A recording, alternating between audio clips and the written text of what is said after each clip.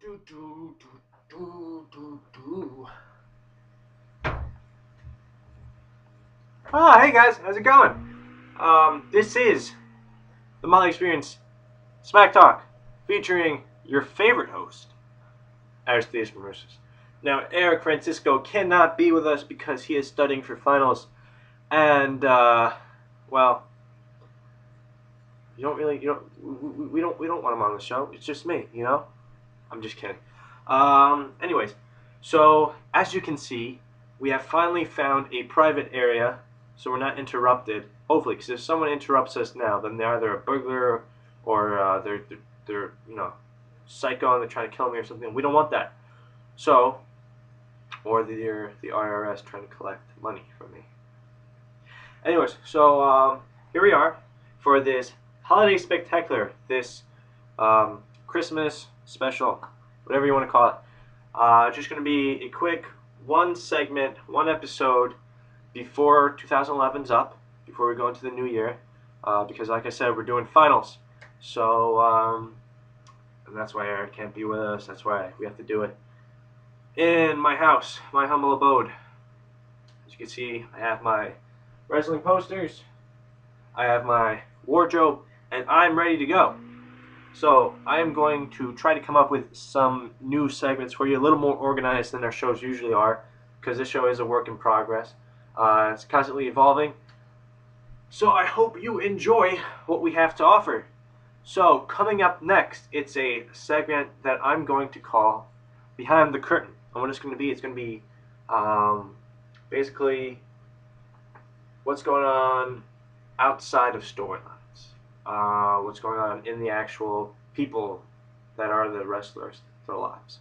What's going on backstage, drama, whatnot. Just a few quick topics I'm going to go over there. Alright, so bear with us, or bear with me, because I'm on my own. Alright, let's do it. Alright guys, here we are, ready for Behind the Curtain. I'm going to have some kind of graphic going up right here. Really quickly on what's going on behind the curtain of professional wrestling. Right now, let's just see what we have here. Well, Hulk Hogan is suing his ex-wife for defamation. I'm not really going to go into it too much. Not really too much of a Hogan fan. I don't really care what's going on. His life's messed up. His family's life's messed up. He's messing up TNA. That's for a different show, though. That's for next show. Let's save all that for next year, you know? Come up with some original content. TN awful. Anyways, John Cena is revealing, or he has revealed rather, through Twitter that he's going through some personal problems. So right now, it's probably just to continue the storyline that's been going on between him and the WWE Universe, that, he's rising above the hate, everything's good. His whole life centered around professional wrestling and the WWE Universe. At least I hope what that is. I really don't want, I'm not a Cena hater, so to speak. So I really hope that, that this is fake. That it's not, he doesn't really have any true personal problems. I don't want any of the guys to have personal problems. And that includes Hulk Hogan. Anyways, so continuing, and China, some news about China. She apparently in Los Angeles, she is being listed as a porn escort. They should make a movie about the rise and fall of China, or the roller coaster ride that is China. Maybe some play. Anyways, going off on a tangent. So there's actually some funny comments that I saw on this post. The best one was, maybe this is what Stephanie's going to get Triple H for Christmas. So I don't know if she's that kinky, but it was pretty good. Other than, Karen Jarrett says that she respects Vicky Guerrero after a bunch of tweets from fans pointing out that she's TNA's version of Vicky Guerrero, and there was a comment that Vicky Guerrero, she retweeted one of them or something, So, you know, people immediately jumped on it like, oh my God, Vicky Guerrero over Karen Jarrett. You know, big thing going on between the two. Karen Jarrett basically saying that everything's fine, that she respects her, whatnot. Also, interesting, Batista says that John Cena has killed hardcore edgy wrestling. That is what Batista says. I'm not going to completely agree with that. I do think that John Cena represents the PG era of WWE, for better or for worse. I don't think that he's the reason that happened. I don't think he's what changed it. Because if you saw when he first debuted, he was the one who, you know, he brought the attitude. He had the ruthless aggression that they quoted back then a lot. So I don't think he's what really happened, but Vince saw that, you know, he was really good with kids. Everyone, like the little kids, looked up to him, and so on and so forth. So he was just the catalyst, I guess, for Vince finally changing over to PG, which again was for better or for worse. Me personally, I like the edgy wrestling, not the really edgy. Like, you don't have to have blood in every segment. You don't have to have so much, you know, sex pushed into your face and all the hardcore stuff and all that stuff. You know, I think that you can have good content with PG. They're just not doing it. So I think that you could have a lot of better matches, much better matches with this current PG rating. You can even get away with saying stuff like bitch and ass, stuff like that. Because I do think it's stupid for promos that you say, you know, I'm going to kick your butt. You know, you have a big guy who's saying that, and you know, it comes off corny and it comes off bad, and you lose a lot of the older wrestling fans my age and up. Also, no, I'm going to save that for the next segment. Alright, so the next segment coming up is called Can You Dig It? So that's a play, obviously, on Booker T's catchphrase. And basically, what it's going to be, well, you'll see.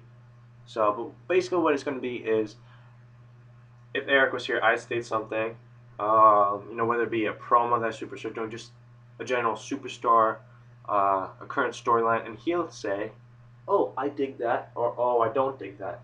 Basically, if you like it, you don't like it. So that is up next. Whew! Alright guys, powering through this.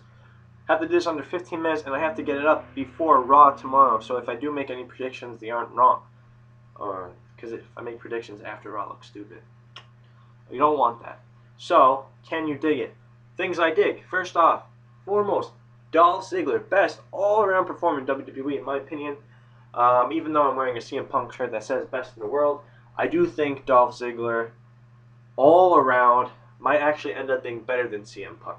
Now, before you start hating and you start, you know, pressing dislike and whatnot and start complaining and stuff in the comments, obviously I like CM Punk. I do think he's really good.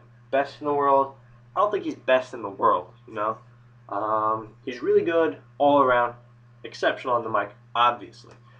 Pretty good in the ring. Really good in the ring, actually, I'd have to say. But I do think guys like Jericho and, of course, Eddie Guerrero and all those guys, they were much better in the ring than CM Punk. CM Punk is good at what he does. I know that's something else that Jericho says, which, you know, actually brings me to something else that I'm going to talk about. Another Can You Dig It? About Jericho and his upcoming return. Possibly, hopefully. But I think Dolph Ziggler, because he's so young right now, and he's getting so much better on the mic. He's like, every week he's improving exponentially. I mean, last week on Raw, when it was himself, Cena, The Miz, I believe, in the ring, I think Dolph Ziggler upstaged Cena with the mic stuff, with the mic work, in my personal opinion. And of course, his selling is incredible. His matches really are good. I love that they're doing the whole, you know, the show off. He's gonna, you know, show the world. That's really great. So I dig Dolph Ziggler a lot. What I also dig is Jericho coming back. How can you not? Hopefully he's coming back 2nd of December. The promos, they're a little weird because creepy side, because I read that in case plans fall through with Jericho again, which they have in the past because Jericho wasn't featured in WWE 12, which I happen to have right here actually. Special edition The Rock. Yeah. I'm really upset that Jericho's not in there because I could have had Jericho, Eddie Guerrero. Anyways, that aside. Whew. So that's why plans fell through, because there was a 5-figure uh, money that he could have profited off of, at least 5 figures I've read. So obviously something to be pissed about. And his kids too. They probably want to be their dad in the video game. No, they can't. You have to do one of those creative wrestling. No one likes those. I mean, they're not the real thing. Anyways, so Jericho coming back, hopefully. I'm really intrigued as to what his character is going to be. I mean, him coming back, well, I think, because I'm a huge Jericho-holic. But the fact that, because he wanted to come back with a completely new character. So I'm really intrigued as to what that's going to be. And if he does come back, odds are that he's going to face CM Punk for the title at WrestleMania. That's what the current plans are. That's what I've read. But obviously things are subject to change because Vince is losing his mind. I hope he's not watching this because I want a job. So I dig that. I also dig Kane's return. I love the promos they're doing for him. I think they're great. I hope that this is his last final push, because something I don't dig about the promos is that I really do think that this is time and a push that could be given to a superstar that isn't really, big yet. Kane's done everything he has to do. What about superstars that haven't arrived yet? That haven't been able to prove themselves because they haven't gotten a chance? Why not, give that time, give that kind of push to someone like maybe like Drew McIntyre or Tyler Rex? Which, by the way, something I definitely do not dig. I feel like we were teased, because I thought a few months ago, because he had Tyler Rex and Kurt Hawkins for like a 2-second segment on Raw saying something big's coming, and then nothing big happened. So what I was saying was Drew McIntyre, Tyler Rex, Kurt Hawkins, they were going to form a stable. Or I thought that, when Vicky Guerrero was making the stable with Dolph Ziggler and Jack Swagger, that Drew McIntyre and Tyler Rex and maybe Kurt Hawkins would get involved in that. Have a big stable of the guys who don't really get any airtime, and push them. They could be like Nexus, except better, because these guys, they're already kind of established. We already know who they are. We already know what they can do to a certain extent. So I think that would have been an incredible idea, and I was really looking forward to that. But of course, it doesn't happen. Damn you, WWE booking. Damn you. What else do I dig? What I don't dig is what's happening to Brodus Clay. That, they teased his push. Now, I'm not saying I'm a Brodus Clay fan, but I feel sorry for the guy. They keep telling, he was supposed to debut like, 2 months ago? And every week, oh, next week. For the past week or two, they haven't even been, because before they had the phone call, oh, Brodus, you'll come on next week. Now they're not even doing that. They're just completely forgot about him.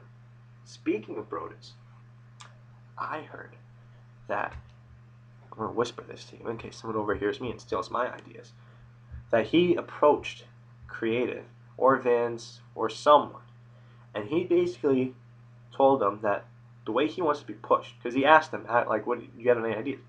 And he said he wants to, be this indestructible force that doesn't sell to any of the baby faces, and has his own Hall of Pain. Does that sound familiar to you? Because it does to me. In fact, we've been seeing it on TV week after week on SmackDown with Mark Henry and on Raw. So apparently, what it looks like happened is that a few months ago, before Brodus had the whole debut package thing aired, he had the idea for the Hall of Pain, but they used it with Mark Henry, which I'm kind of glad for, because Mark Henry, he really ran with it, and I really think he deserved it after all these years of service to WWE. He's done really well with it. I think his character has developed extremely well.